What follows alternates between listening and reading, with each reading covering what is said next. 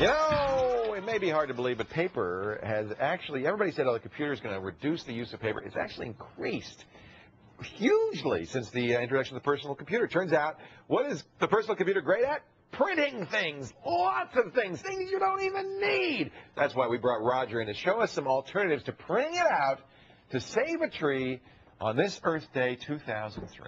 Not just a tree, a forest. A forest of trees. Well, we do things like, and I have to say, you know, we need it, but we print out the script every day, and several copies of the script every day. What do you do when you see a really great web article? You print it. You print it, man, offices, you know, the print has just gone through the roof.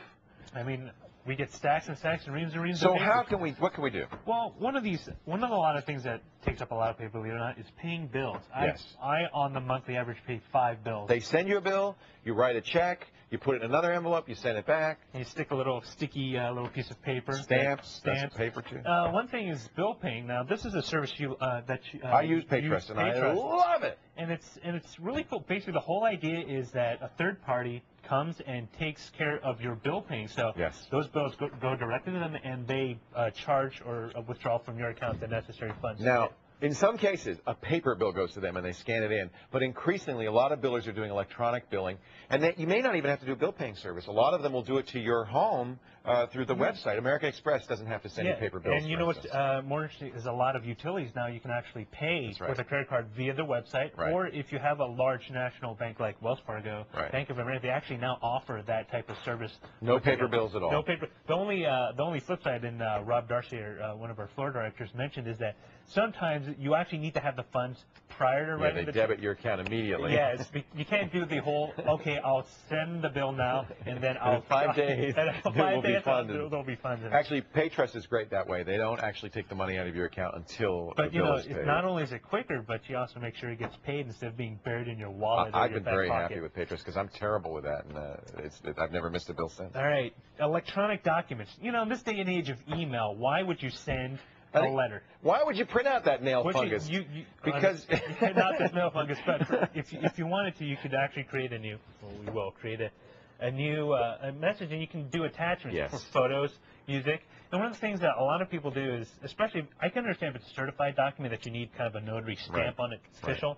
But if something like a bunch of term papers or something that you can just as well as quickly mail it.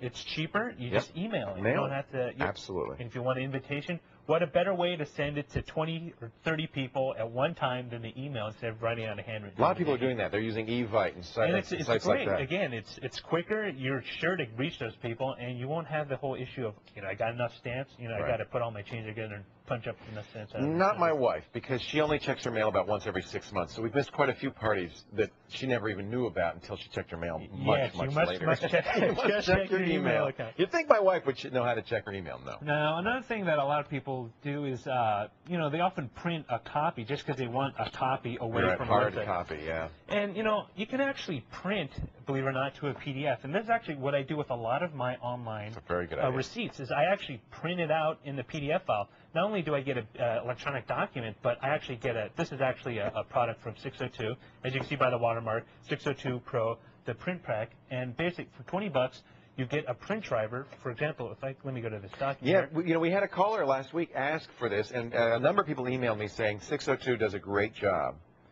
And basically, this is what you come up with. It acts as a virtual printer, and the beauty is it keeps all the justification, keeps the entire layout intact in a PDF document. And if I need to reprint out that receipts, for example, to Amazon, because what they sent me was all in pieces instead of one product, I can just print that one out when I need it instead of having to constantly keep a folder filled with receipts. You have so much room on your hard drive, so much more space there, so much easier to organize. And I actually email myself a copy to my work address and my web account just in case something happens to my PC. You got a backup. That's a very smart idea. All right, next. What else? Finally, print smart. Okay, sometimes for term paper that you turn in for a class, you need to print. But before you print, why don't you just sit back and actually proofread, do a spell check. Before you print it. My dad's a horrible example of this. I often used to do his menus for him. Right. And he says, okay, print this out. Are you sure this is the way you want it before I print it out? And then he'd look at it and say, wait a minute. Yeah, exactly. Mushu pork. It's actually halibut or steak or chicken. What kind of restaurant is it? Seafood. Seafood restaurant. Why did I assume it was a Chinese restaurant? Bad of me. I apologize. But, I say to him, it's going to print out exactly the way it looks. So why don't you just read it over and then decide if you want to make any changes? Because I'm bad that way too, though. I like to look. I could proofread it on paper. But Randy, this is exactly.